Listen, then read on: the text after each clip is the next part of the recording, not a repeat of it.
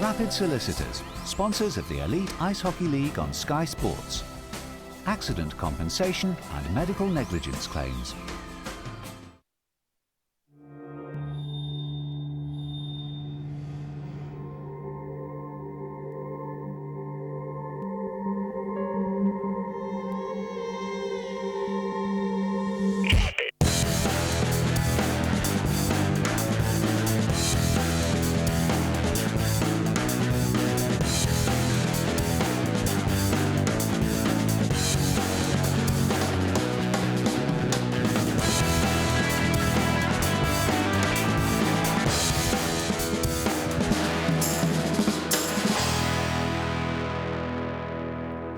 Hello and welcome to the Rapid Solicitors Elite Ice Hockey League highlight show here on Sky Sports. 8 exciting games to get through on this episode, many of which would have a bearing at the top, the middle and the bottom of the Elite Ice Hockey League. Here's what we've got coming up this week. The Nottingham Panthers had another good weekend as they move closer to that Elite League title. It's the Hull Stingrays though that top the Gardner Conference. And the Edinburgh Capitals, well, they had their feminine side on, and that was still enough to beat out the Belfast Giants. Folks, another exciting week. We'll have all the highlights coming up for you in the next hour or so. You'll see joining me, the man of the moment, if you like, the head coach of the Coventry Blaze. He's been that for the last 18 years, but he won't be next season. He announced only a couple of days ago that Paul Thompson will be the new co-coach up at Troja in the Swedish Alfredsson, and a big move for the Elite League, a big move for you, a big move for the Coventry Blaze. Did it come out of the blue, or has this just been something that's perhaps been hanging around for a while? No, it's been hanging around for a while, David. You know, obviously I've kept Mike Cowley and Andy Bucks and James Pease totally in the picture. You know, when you're 18 years with the club and you're a part owner of a club, you know, it's not something that's taken lightly. But I feel I'm ready for a new challenge.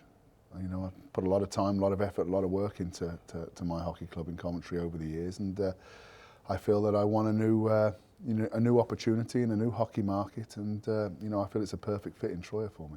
I'd like to think I know you as well as anybody, and you've had opportunities before all over Europe, even with the Chicago Blackhawks organisation. Why now? What was the difference now that you said yes, where in the past you said no? I don't know. I mean, I just feel it's right, and I suppose in the past I haven't felt it was right. And, it was a tough decision. You know, I'm leaving something that, I've been a part of from day one, and, I'm very proud of what we've all achieved in Coventry. You know, we've got a great fan base, great sponsor base there, and but I feel now it's time that I'm ready for a new opportunity and a new challenge. But it was a decision that wasn't taken lightly. Throw some numbers at you. 18 years, 13 of which at Coventry, 1,200 games, 4 Elite League titles, 15 trophies. You'd have thought that I got you a better car after all of that in Coventry, but there's been a huge amount of success there. What's been the big highlights for you? Give me a couple of money can't buy moments.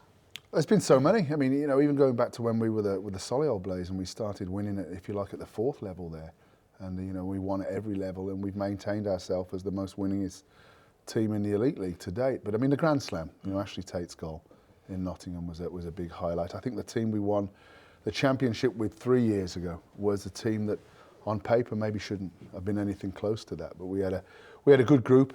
And guys bought into what we were about, and we got the job done there. And there's been many highlights over the years, absolutely many highlights. And when you're lucky enough to be within a club that wins that many trophies, it's hard to put your finger on it. But it's, in this last couple of days since it's been announced, it's probably the first time I've actually reflected on my career in Coventry, because you're always thinking about today, tomorrow. You're not looking back. You're always looking about, especially me as a person, tomorrow. And I got a lot of emails and tweets and messages from all over the world from players that I've coached over the last 20 odd years, and still followed my progress and what I was doing, and it's quite humbling. More from Paul in a short while. Of course, the Coventry Blaze have still got this season's end of season playoffs and maybe a 16th trophy for Paul to aim at. Time for hockey action though, and we'll go straight to the Skydome Arena in Coventry, where the Blaze were taking on the Cardiff Devils. Let's see how he got on. This was a battle for 4th place at the Skydome Arena, but it was the 5th place team who started the better, helped by a power play, brilliantly worked, involving Blight and McRae. And it is McRae's shot from left side. It's tipped in there by Tyson Marsh for a 6th goal of the season. 1-0 to the Cardiff Devils. Now a man playing in his 11th game of the season. He'd only not scored in 3 of them and not got a point in only 1 game this season.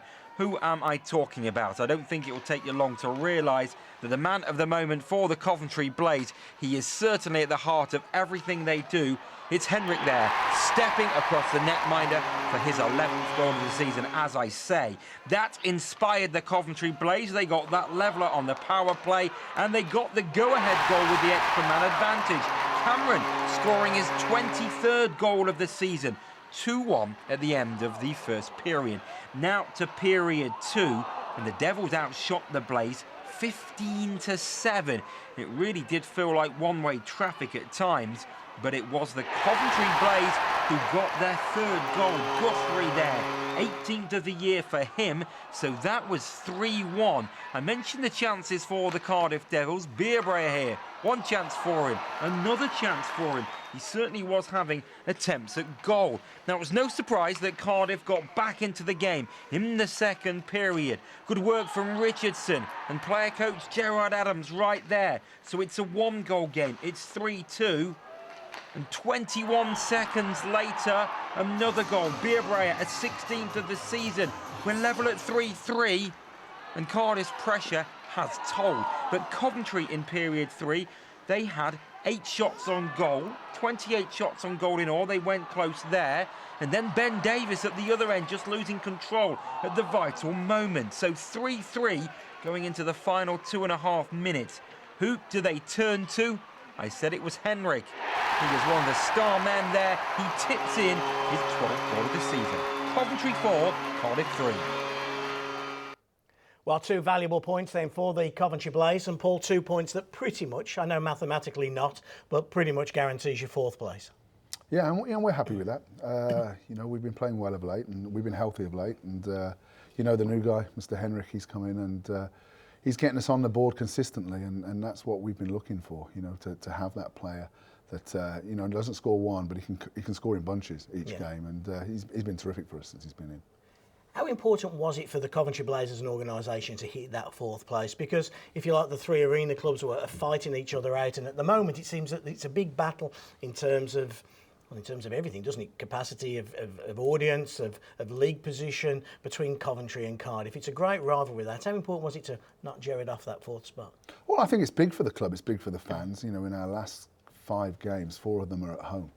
And we want to put on a show and get some consistency going into the playoffs. And last season we finished in 5th. And the season before 6th, we've had our 2 worst seasons in the Elite League, and since we've been going.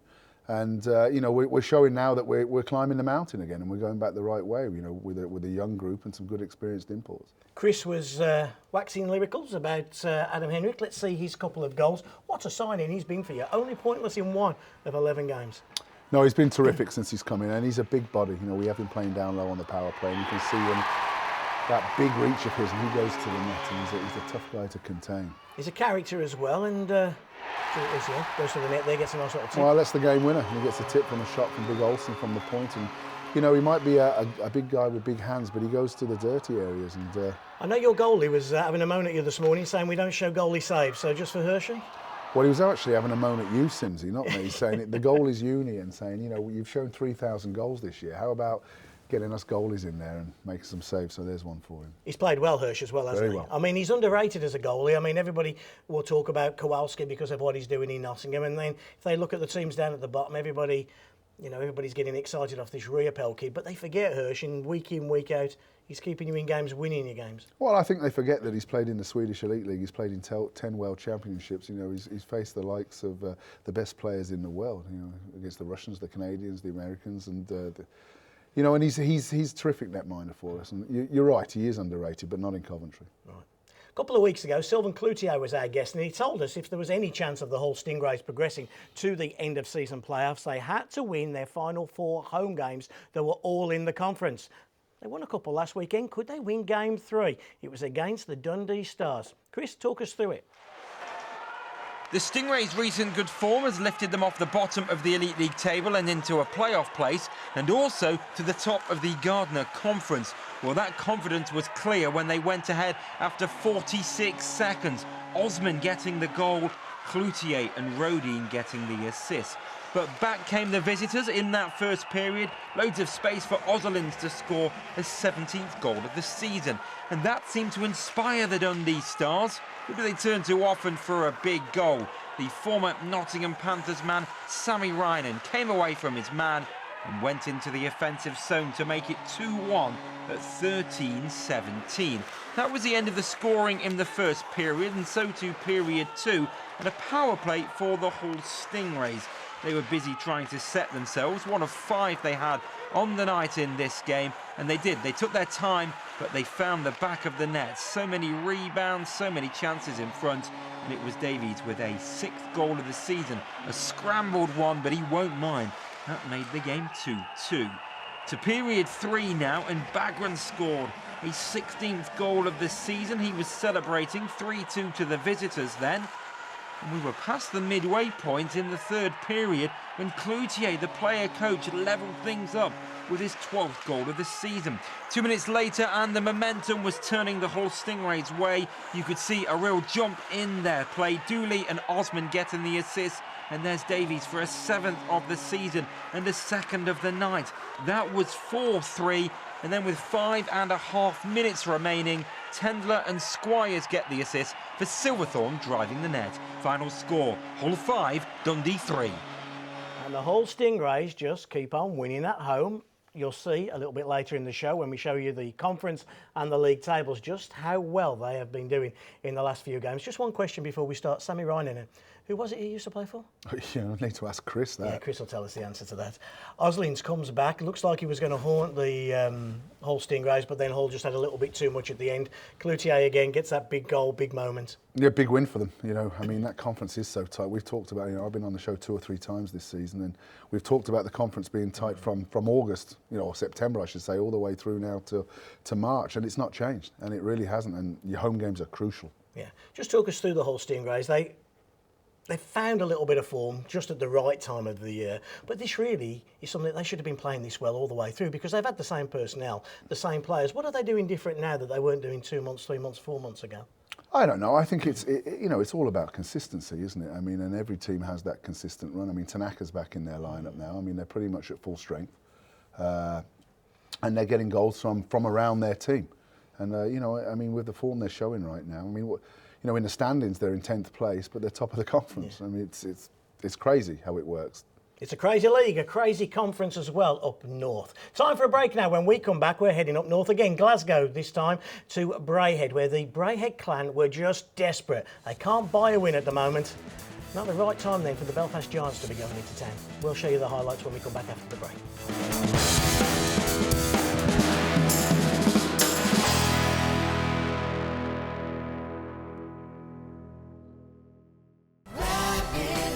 Sponsors of the Elite Ice Hockey League on Sky Sports. Sponsors of the Elite Ice Hockey League on Sky Sports.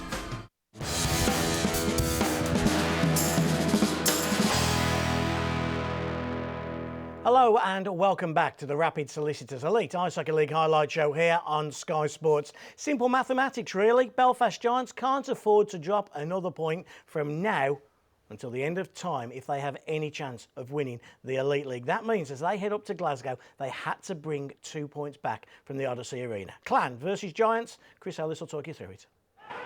These two sides needed the victory for different reasons. Belfast to keep up the pressure on Nottingham, and the Clan, well, they just needed a win to get their playoff bid back on track. Mistake by Burnstill saw Langley set up Fournier. Clan felt the puck had left the zone, but the goal still stood. And then coming forward once more with the Giants, and then this little incident here got a bit feisty, and dropping the gloves were Rycroft and Sescon. And the Braehead Clan man getting the better of the fight. 32 on his back, Sescon, and he wins that fight. Was it to give the home side some momentum? Well, not at first. Into period 2, we see the Belfast Giants with the one-man advantage, and here they work the power play really well. They're patient, in puck possession, and at the back door, it's Clark just ghosting in there in the right circle, goal number 18 of the season. But then some momentum went Braehead Clan's way, and 43 seconds later, here they are on the rush down the ice. Good work from Farmer, and it is Hansen who blasts in from the right circle, a fourth goal of the season. 2-1 game. It's a one-goal situation. Can the Clan get back into things? Well, before the midway point, just before, Matheson from left side, a first goal of the season, so that is 3-1. And that's a hammer blow for the Braehead Clan, because a minute later, Fournier gets his second of the night and makes it 4-1. Of course, the Clan won in Belfast 6-2 not so long ago, but since then they've been on a downward spiral. Goal number 5 of the night, scored by Lloyd, and that was the time of 35:09. So it really wasn't going the Clan's way. They did get back on the score sheet. Shot here from McPherson, it spilled there, and into the net was Hayward, so that made it 5-2. Maybe the Clan could mount a third period fight back, but the only goal of the third period, a giveaway by Benisek, and it was Fournier who scored. Final score, Braehead 2, Belfast 6. A comfortable 2 points, comfortable victory for the Belfast Giants in Braehead, and well, it just looked comfortable, didn't it, from minute 1 to minute 60? It did, and a big road win for Dougie Christensen and his team as they keep applying that pressure on Nottingham at the top. All they can do is just keep beating the teams in front of them and hoping Nottingham slip up, isn't it? Yeah, I mean, the way we run the hockey over here with the league being the big thing, I mean, it's a lot of pressure every night, and when you're chasing the top team, you can't slip up. Yeah. Fournier had a good night. We'll see his hat-trick in a few moments. Let's just briefly talk about Braehead. What's going on in Braehead? Every week we discuss them, we try and analyse why they're not as good as we thought they were going to be. But from a coaching point of view, what's not working there? Well, you look at the roster, and I know we've had some, tight games, and we've lost to them this year, especially in the Cup. And I thought that was going to be a springboard for them, and the new coach came in and they were winning games. But confidence, I don't know, David. I don't know the ins and outs of that room, but you certainly look at the players they have on the roster, and you think, why are they where they are? I mean, they were tipped to be the #1 team in that conference, and if they don't get their act together pretty shortly and pretty soon, they're going to miss out on the playoffs. They could indeed. Let's take a look at Fournier. Got a hat-trick. He's come back from injury, and he's made an impact, hasn't he, for Doug's side? Oh yeah, absolutely. And there's a great little, he finds good goal scorers find that open ice, and a great play by their new D-man. You mentioned to me earlier, Belfast are all about getting the puck to the net quick. They win the draw straight back to the point. Step to the middle, wrist shot, 3 guys crashing and banging. Very direct team, not fancy, get the job done. And then a turnover, and for his hat-trick, he finishes very calmly. He's full of confidence after his 2 before, and like I say, a big win and a good hat-trick. Yeah, Stephen Murphy back in the lineup there as well, which has given them a bit more balance, hasn't it? Because they can have that extra defenceman in Belfast's case. Semlak did a good job stepping in, but the Belfast Giants are a better team with Murphy in it. Well, he's their #1 guy, and I don't think anyone would deny that. And and when he's back in, one of the spare imports can come out the stands and add to that, that great squad they have already. More hockey action now, and we'll head up to the NIC in Nottingham. It was Nottingham Panthers versus Sheffield Steelers. Doug Christensen had his orange scarf out. He was praying for a Sheffield Steelers victory. If they didn't get it, if Nottingham won this one, it pretty much was game, set and match for a league title for Corey Nelson's side. For the second time in 2 weeks, Nottingham Panthers and Sheffield Steelers played to a capacity crowd at the National Ice Centre. Ashley Tate there being denied by Craig Kowalski. He was on top form as well. Great save in front of the net to deny Ferguson. And then again with the shot from the high slot. He really was having a terrific start to the game. A great season again for Kowalski. Matthew Myers at one end for the Nottingham Panthers. They too had plenty of chances on net in the first period. But again, Kowalski denying. This time Ferguson. And then Stevenson steps out from the right-hand side. And again, Kowalski holds firm. Nottingham in the second period got their first goal. It was Graham cutting in. And there was David Clark to score low past De Caro. So it was 1-0 Nottingham. Still, the Sheffield Steelers lay siege to the Nottingham Panthers goal. Fatter with the shot there. And then a breakaway for Robert Lakovic. The last man back was Ferguson. He pulled down Lakovic, and referee Michael Hicks called a penalty shot. Lakovic one-on-one He is unable to score, so the scoreline stays at 1-0. Sheffield pressing. They think they may have scored, but this one was on the line. And when the players came charging in, the net was off its moorings. Tyler Michel was furious, and he was to earn himself a misconduct penalty. And to the penalty box he goes. So Nottingham only 1-0 at this stage. And the netminder De Caro is pulled for the Sheffield Steelers. And from his own goal line, Guy Lepine scores into an empty net to officially end Sheffield's title challenge. Nottingham 2, Steelers 0. Even the Nottingham Panthers' empty net goals are quite sexy, aren't they, from the other end of the rink? Guy Lepine there, and they've done it again, the Nottingham Panthers. They've won those big games, and their series against the Steelers, their series against the Belfast Giants, major reasons why they're going to be Elite League champions. Yeah, they are. They are. I mean, and that was these games are 4-point swings because you're taking 2 points off the opposition that are chasing the same title, and you've got to give them credit. They're getting it done, and Mr. Kowalski there. I mean, offensively, we always talk about Nottingham and what they can do, but they have a guy that shuts the door because you get chances against Nottingham, and this guy Kowalski, as he's shown over the last couple of seasons, is a fantastic netminder in this league and makes some big saves night in, night out. Let's see some of those saves he made then. As I say, a packed-out NIC, and Craig was at that's his level best.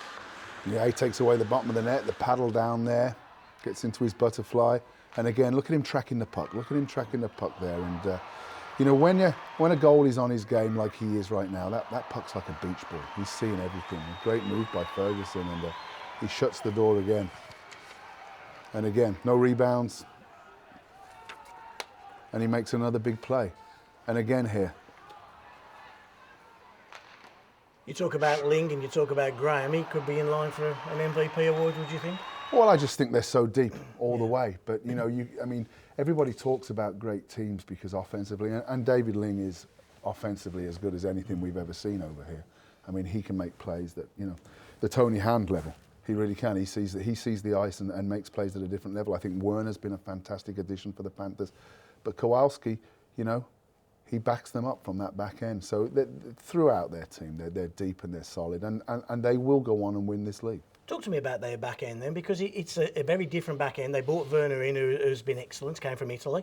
But Beckett has been a rock-solid defenceman for them. I think they all complement each other. Myers Weaver move that was talked about at the start of the year, Corey Nielsen will say, well, it's paid off for me. Well, absolutely. I mean, Weaver's a quality player and he's a quality addition to the group, as is Myers, but he's a different type of player. And, the coach at that point thought he needed that Weaver-type player. And it's looking like he's got it right, isn't it? And you've been saying it for years, but you can coach a lot better from behind the bench than you can from on the ice. And I think that's something that Nottingham have learnt as well. And Corey's made that adjustment, hasn't he? Well, that's the thing. I've heard that coming out of the dressing room since Corey stepped back from playing. You see the game at a different level. And look where they are. Yeah, look where they are indeed. Conference time when we come back after the break. The Dundee Stars and the Five Flyers. You won't want to miss that one. Don't go anywhere.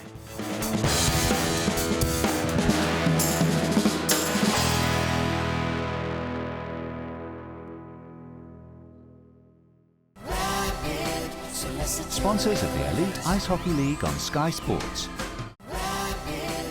Sponsors of the Elite Ice Hockey League on Sky Sports.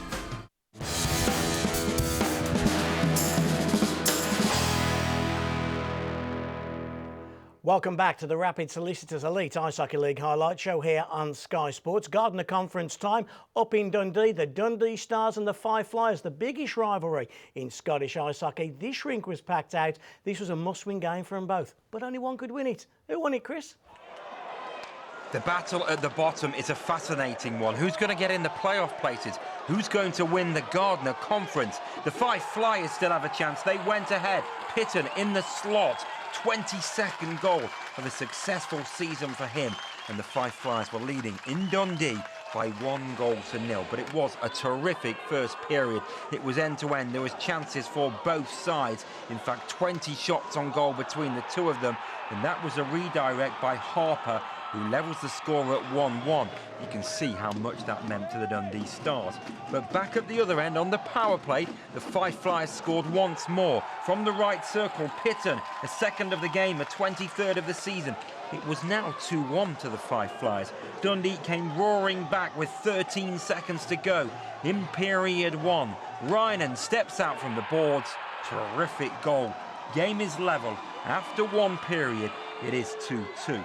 To period 2, and the only goal of the second session went the way of the Fife Flyers. Breaking away here into the offensive zone, the 2-on-1 break, and it's Pitton setting up Chaumont. 3-2 then at the end of 2 periods. And were the Fife Flyers going to pick up a crucial 2 points in the barn of the Dundee Stars? No.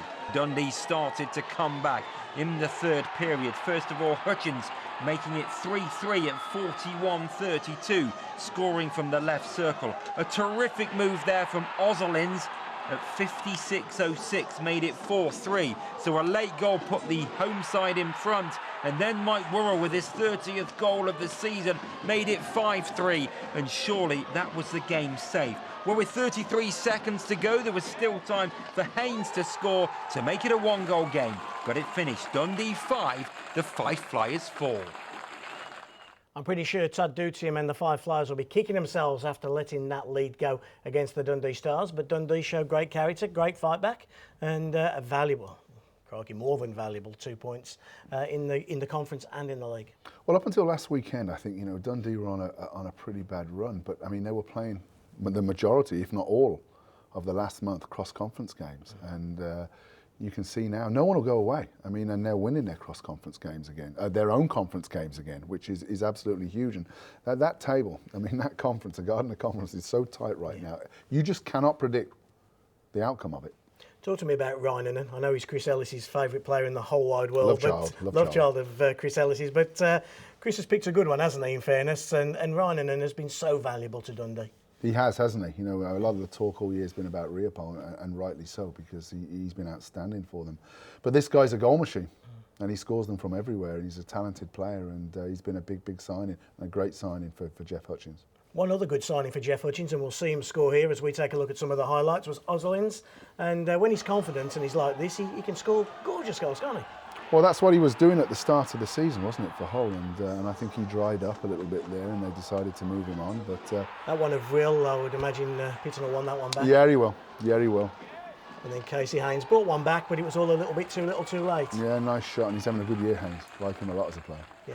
Pitton as well, give me your thoughts on him, because every week we see him, and when I see him live, big, strong guy, goes to the net, good shot, does a bit of everything, doesn't he? Good player. Good player. He's been a great addition to the league and a great addition for the Fife Flyers. And yeah, he gets his goals. And another guy, he can get them from in tight, and he's got that big shot, that big reach. He gets it off really quick. And it's important Fife build on that, isn't it? And perhaps keep Pitton and maybe the likes of Chaumont as well, who scored well since going from Braehead. And Fife have a club that can do that and are doing that. I mean, and you think how far they progressed in one season, from their inaugural season. And like I said, it goes back to you just cannot predict what's going to happen and who's going to. I mean, because of the new rankings and everything else and who goes through to the playoffs, it kind of makes things a little bit confusing on, you can finish bottom of the league but top of your conference and be the second seed in the playoffs.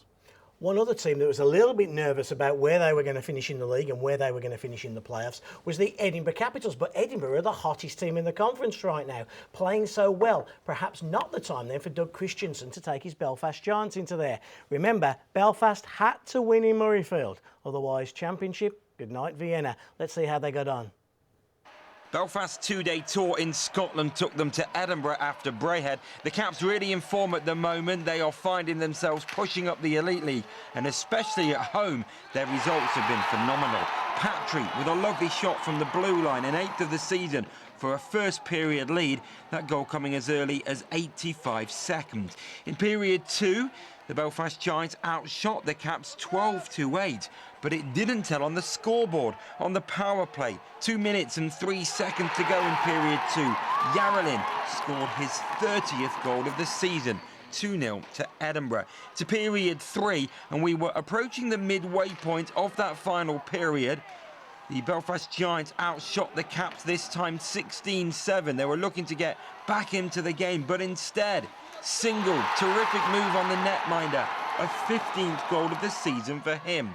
The Belfast Giants needed to get a response, and 2 minutes later, they did find themselves having half a chance of getting back into the game. The Caps could not clear their lines, and Peacock scored a 16th goal of the season. So that was 3-1 and was a comeback on. A minute later, under a minute, The seconds were ticking by, and the Belfast Giants surely thought they had some momentum.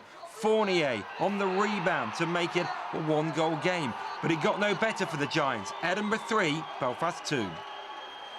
A fantastic victory then for the Washington Capitals. Well, they're playing like the Washington Capitals, aren't they, right now? They're all things to all people. What the hell's going on in Edinburgh?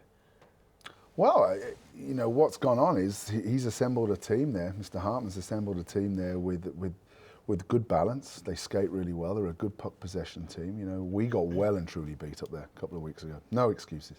Absolutely well and truly beat. And they're continually beating, if you like, you know, the big boys in the league. And they've done it again. You talked about Braehead and a lack of confidence. Well, the Edinburgh Capitals are full of confidence right now. I saw them at EIHL Sheffield. We see them week in, week out here. And they don't look like a team that's got the, you know, the deers in the headlights, do they? They're a team that are really expecting to win games now.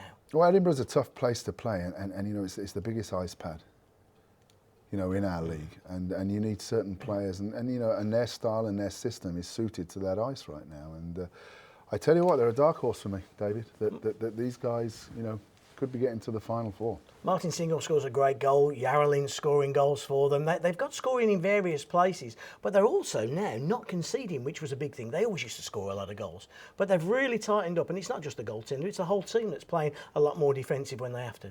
Yeah, and you know, they're a team that can absorb pressure because they have good goaltending, and now I think for the first time in the Caps Elite League history, they have 3 strong lines and a strong decor, great goaltending. They're one to watch.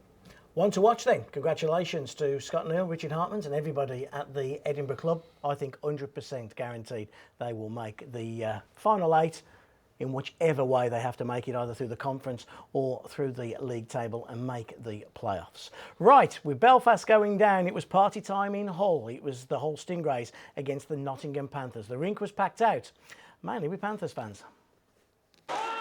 2 of the league's informed sides here met in Hull, and what a great start to the game. Big hit from David Clark, set up the chance for Matthew Myers to break, 2-on-1, and Kelsey Wilson joined him. Brilliant finish across the netminder, 19 seconds gone.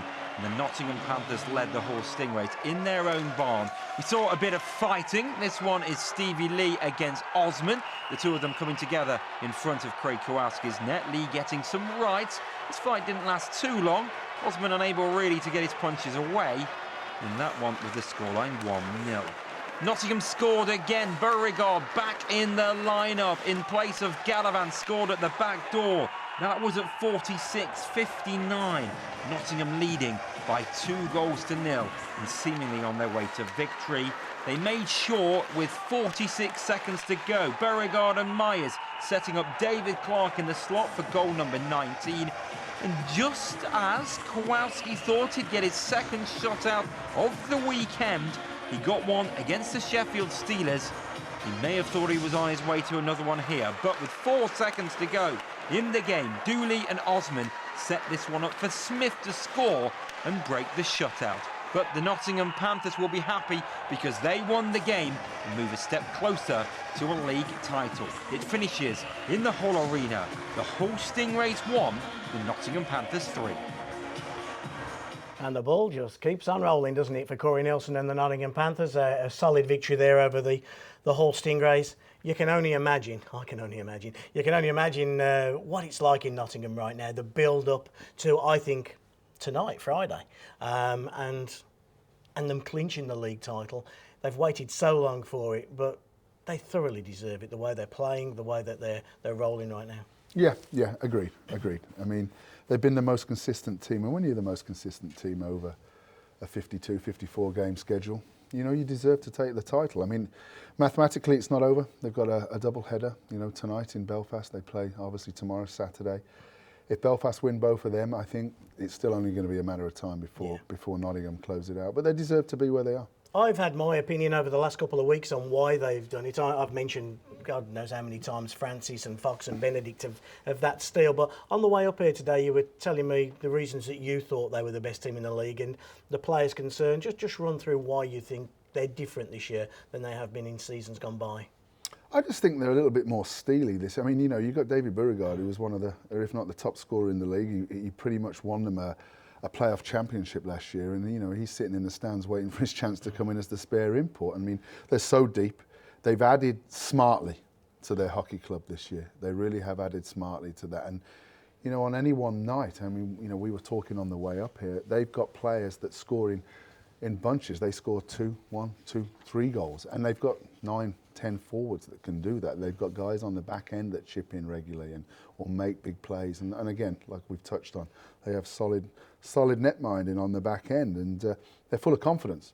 You know, they're on a roll, and you know, I've been in this position many times, and you can see the finish line, and you know, it's just a matter of getting there. Well, Jordan Fox is taking the Nottingham Panthers to that finishing line probably this evening at the Odyssey Arena in Belfast. Anyway, time for one more game when we come back after the break, and it was a 9-goal thriller between the Cardiff Devils and the Sheffield Steelers. You'll see it in a few moments' time. Don't go anywhere.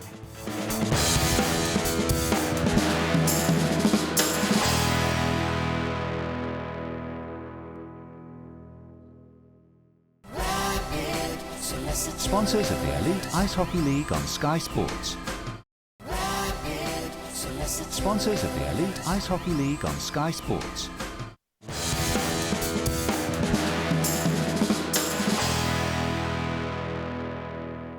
Hello and welcome back to the Rapid Solicitors Elite Ice Hockey League highlight show here on Sky Sports. Final game of the weekend, Big Blue Tent in Cardiff. The Devils taking on the Sheffield Steelers. As ever, Chris Ellis will talk you through it. This was a 9-goal thriller at the Big Blue Tent, and what a start to the game. Face-off win from the Steelers. They went into the offensive zone, they hustled, they harried, and able to clear the puck was Tyson Marsh. And right on the doorstep, Ashley Tate scores. 19 seconds gone, and that was his 18th goal of the season. So that was a great start for the visitors, but back came the home side. And first of all, on target there was Kempton Smith at 9:03. So that was 1-1, and a sign of things to come. Whitley set up Richardson, and the rebound there for Gerard Adams jumping into the play.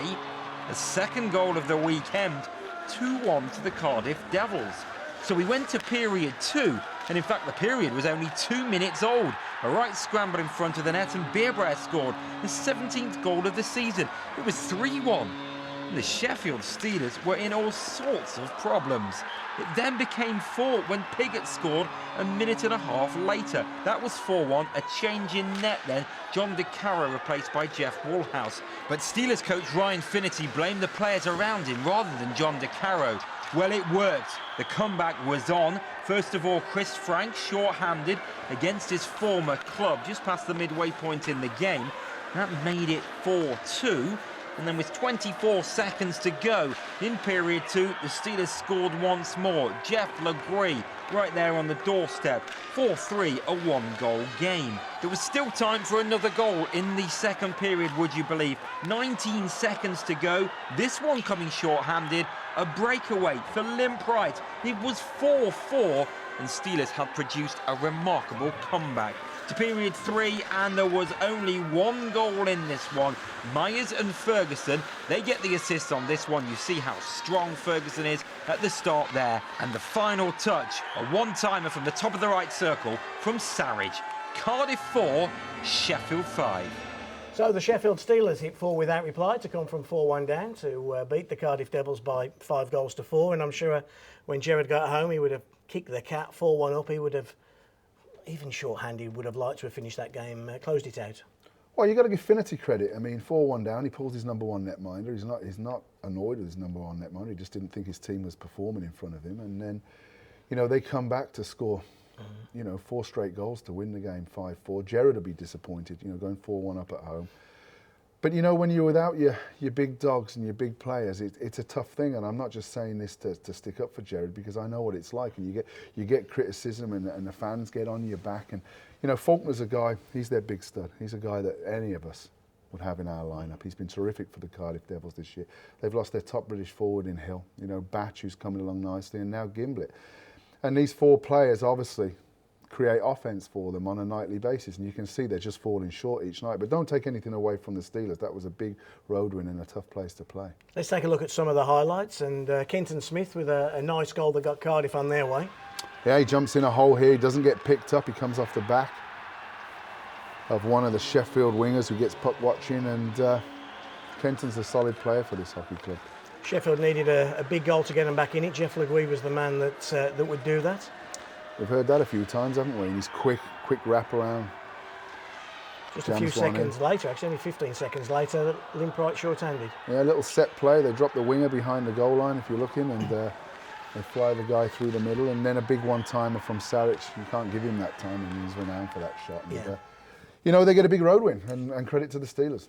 For the Sheffield Steelers now, going into the Challenge Cup final and the playoffs, they kind of are stuck in this third-place position. And I know Finnerty was saying to me that he felt his team was kind of a little lethargic, almost nothing to play for. As a coach, how do you get your team up every night when you are cemented in a playoff, a league position that's not going to see you move up or down in your playoff rankings? Well, I think whilst you've got people paying 16 quid to watch you, you know, you have a right to go out there. And it is tough because, you know, maybe that edge goes, but no one wants to lose the edge. I mean, our playoffs, it's a 4-game. It's, you know, it's the easiest trophy to win.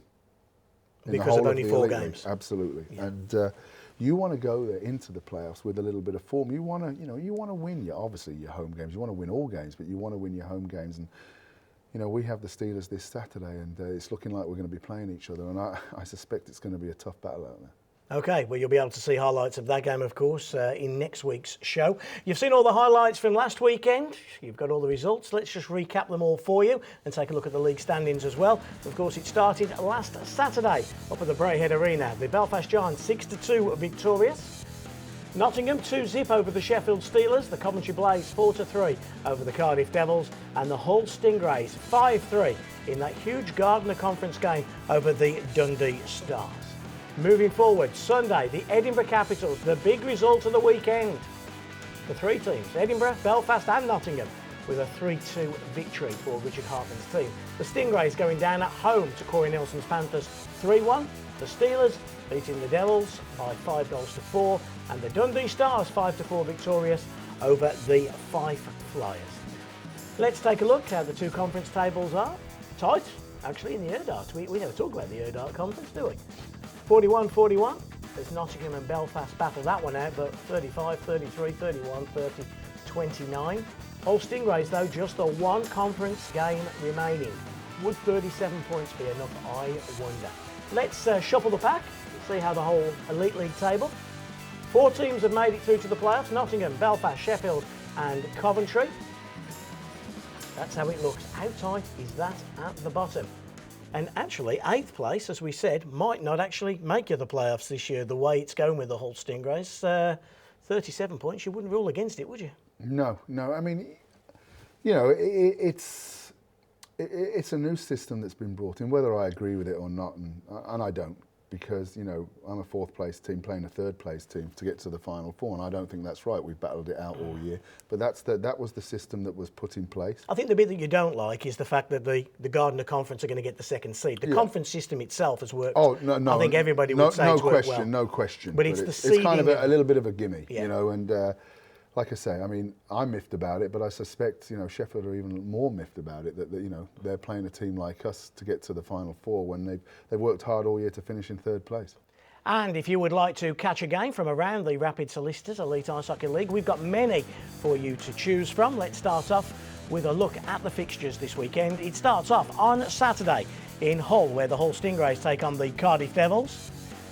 Nottingham Panthers are at the Odyssey Arena for their 2nd game of the weekend, a 6:30 start there. Coventry host the Sheffield Steelers at the Skydome Arena, 7 o'clock face-off.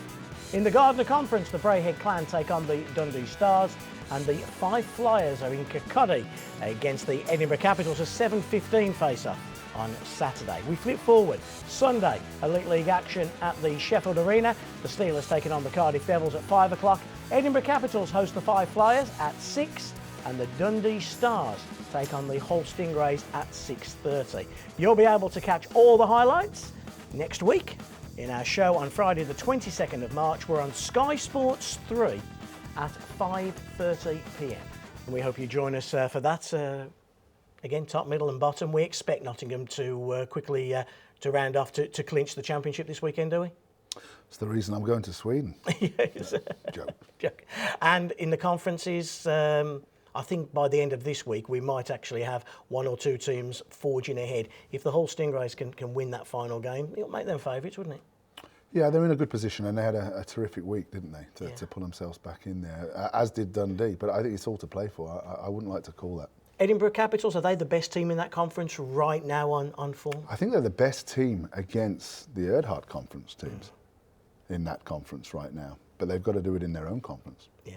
And finally, the Coventry Blaze against the Sheffield Steelers on Saturday. As you said, it's perhaps the game that's going to be a warm-up game for the playoffs and one your team will be ready for, I'm sure. Well, we haven't seen each other for a while. And we played a lot of games at the start of the season. We're now a healthy club, so I'm looking forward to see, how we match up against the Steelers. And the games in the past have been quite feisty, and I had a little bit of everything, and I expect it to be that. It'll be your first game back on the bench as well since the news of Sweden. Fairly emotional? I would imagine you'll get a great reception. I would think so. I would think so. Oh. Paul Thompson, Skydome Arena on Saturday if you fancy it, folks, and the Blaze take on the Sheffield Steelers. We'll be back here next week with all the highlights and who is going to win that Gardner Conference. You'll find out by joining us next Friday. Take care. See you soon.